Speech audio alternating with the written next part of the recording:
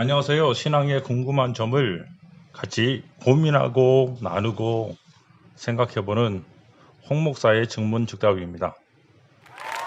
그동안 영상이 올라오지 않아서 궁금하신 분들 계실지 모르겠습니다. 제가 개인적인 사정이 좀 있었고 또 중국에 다녀오는 일정이 있어서 그동안 올리지 못했습니다. 그러나 계속 요번 다루고자 하는 내용들을 고민하고 생각해 보았습니다. 질문인 내용이 너무나 충격적이죠. 목회자의 성범죄,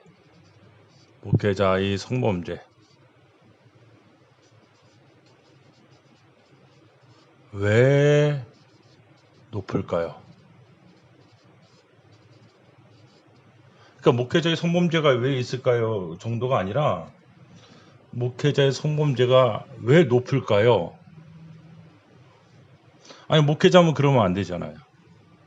목회자면 이런 부분에서 대해서 아니라고 얘기할 수 있어야 되잖아요.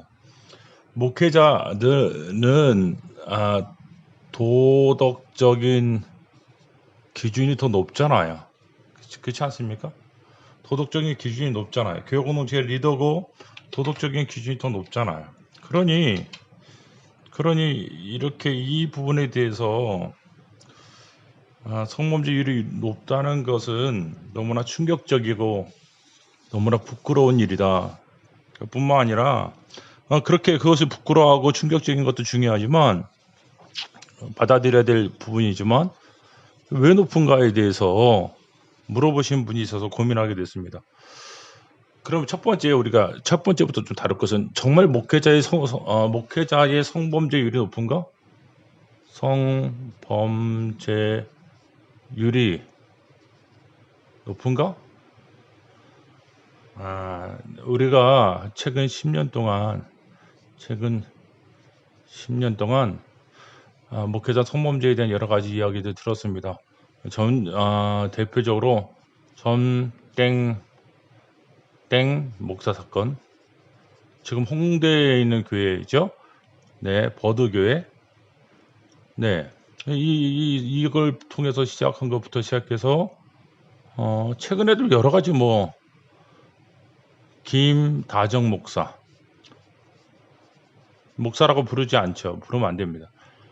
목사였던 전 목사 사건, 이런 여러 가지 일들이 많습니다. 여러 문 땡땡 목사 사건, 이 수많은 사건들의 성범죄 사건들이 뉴스를 타고 오고 있을 뿐만 아니라 가장 우리가 최근에 이재록 씨 사건, 끔찍하죠. 이재록 씨 사건 이거는 법적으로 이제 구형이 됐으니까 우리가 얘기할 수 있어요. 이런 사건이라든지 아니면 성락교회 사건, 이 사건은 아직까지 법적으로 완전히 완결되지 않기 때문에 구체적으로 얘기하지 않겠습니다. 이런 사건들이 실제적으로 있었다라는 것들을 알 수 있습니다. 두 번째는요, 이게 높으냐? 맞아요, 높아요. 뉴스 보도에 의하면 최근 10년간 450여 건이 목회자 성범죄가 있었다, 이렇게 얘기를 하고 있습니다. 그래서 전문 직종 중에서 가장 성범죄율이 높은 직군 중에 하나다, 이렇게 얘기하고 있습니다. 첫 번째, 성범죄율이 높습니까? 맞습니다. 그러면 왜 높을까요? 왜 성범죄율이 높을까요? 높아서 안 될 왜 목회자들의 성범죄율이 높을까요? 라는 부분들에 대해서 고민해 봐야 합니다. 목회자들의 성범죄율이 높다면 드러나지 않았지만 일반적인 성도들은 더 얘기할 수 없을 것입니다. 당연하죠. 그러면 왜 목회자들의 성범죄율이 높을까요? 라는 얘기에서 우리가 좀 기억해야 되겠어요. 저는 이걸 얘기해 주고 싶은데요.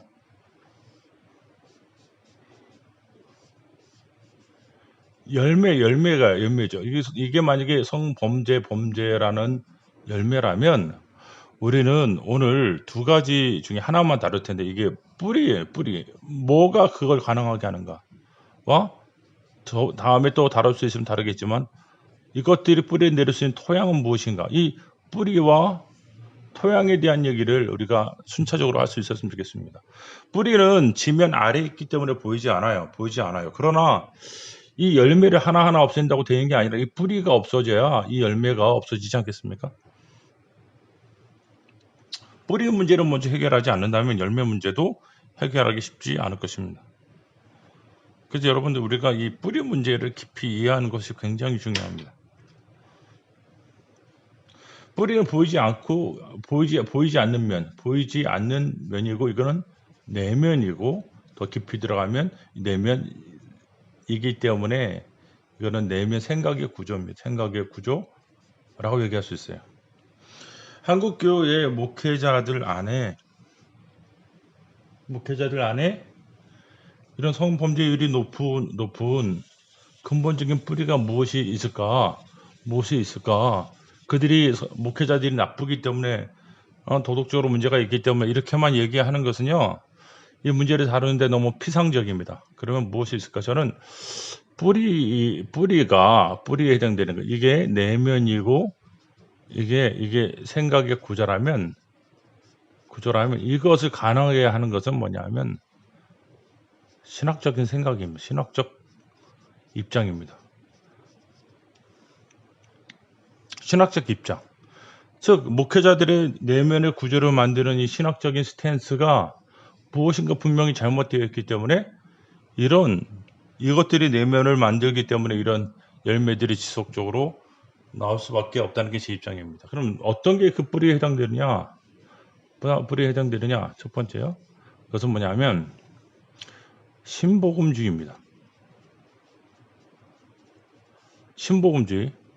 신복음주의의 결과는 무엇이냐면 신복음주의가 뭐냐면 회개하지 않아요. 회개를 요구하지 않고 예수를 믿으면 구원받는다는 거죠. 회개가 구원의 조건은 아니지만 회개 없이 참된 믿음은 생기지 않습니다. 회개 없이 참된 믿음이 생기지 않습니다. 예수 그리스도를 약속을 인정하는 것.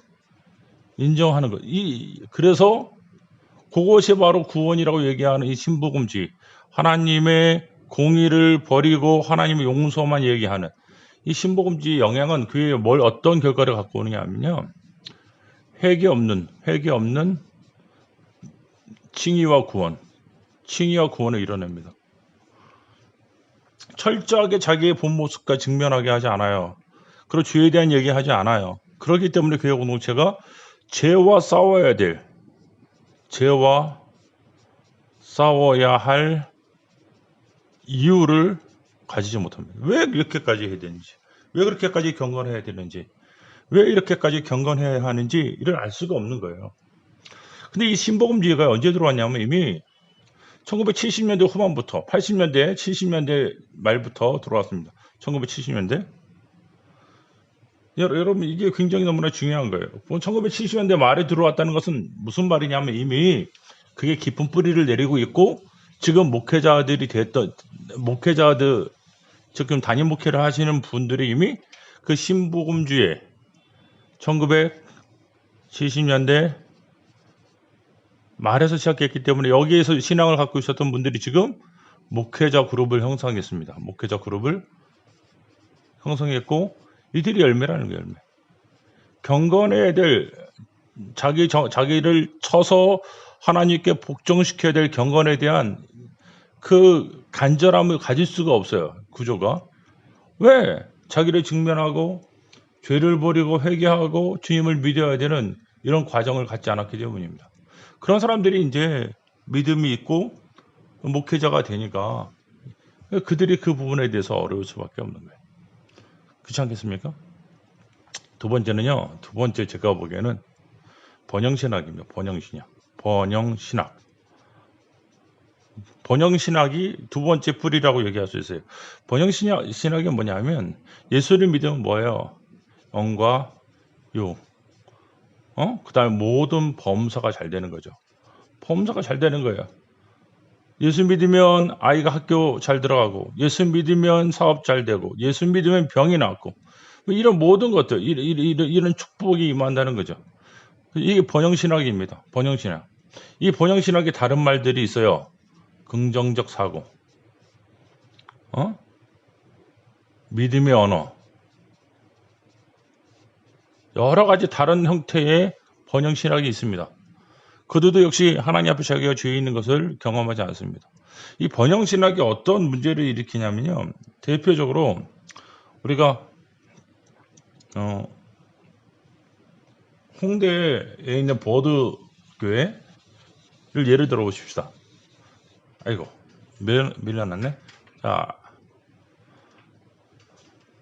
사람들이 뭐라 그러냐면 그 전땡 목사가 개척해서 홍대 버드교회 담임이 있어요. 근데 지금 여기 몇천 명 모입니다. 몇천 명. 그리고 은혜를 누린다고 합니다. 그러면서 하는 말이 뭐냐면 하나님이 이 목사를 용서하셨다는 거예요. 그러지 않으면 은혜가 있을 수 없고 몇천 명이 모일 수 없다. 이렇게 얘기하는 거죠. 즉 번영이 하나님의 축복이고 하나님의 축복을 받았기 때문에 그 사람이 죄는 용서된 것이다. 이렇게 얘기하는 거예요. 이게 얼마나 심각한 문제냐 하면 하나님하고 용서했다는 거, 하나님하고 관계했다는 거예요. 이미 하나님의 용서를 받았을 때 다른 사람에게 용서를 구할 이유가 없다는 거죠. 하나님이 용서하신다는 거예요. 그런데 사람들에게 용서를 받을 필요 없다는 거예요. 용서는 하나님의 문제라는 거죠. 굉장히 신앙적으로 보이지만 이거는 참혹한 거짓말입니다. 참혹한 거짓말이에요. 너희가 제단에 나와서 제물을 드릴 때 형제와 싸우거나 문제가 있었던 것이 생각나면 그 멈추고 가서 용서 빌라 그랬어요. 용서 빌라 그랬어요. 이게 성경의 원칙입니다. 하나님께 형제 자매들에게 용서받지 않고 하나님께만 용서받겠다. 이건 거짓말입니다. 잘못된 신앙입니다. 근데 이 잘못된 신앙의 근본적인 뿌리가 어디냐? 이 번영신학이 있어요. 신학에 있다. 번영신학에 있다. 이 심각한 문제를 일으키는 거죠. 하나님께 용서받기 원하는 사람들은 또한 사랑하는 형제 자매들에게도 용서받기를 구해야 됩니다. 이걸 안 하면 거짓말하는 거예요. 그는 거짓말하는 겁니다. 이 두 가지 뿌리, 이런 것들이요. 생각해 보십시오. 이런 것들이 이 번영신학이 인간에 있는 욕망을 뭐하죠? 부추깁니다. 업시킨다고. 그러니 자기가 그렇게 싸워야 될 이유가 없는 거예요. 그것들이 해결해 주니까. 저는 여러분들에게 지금 제가 느끼고 있는 목회자 성범죄의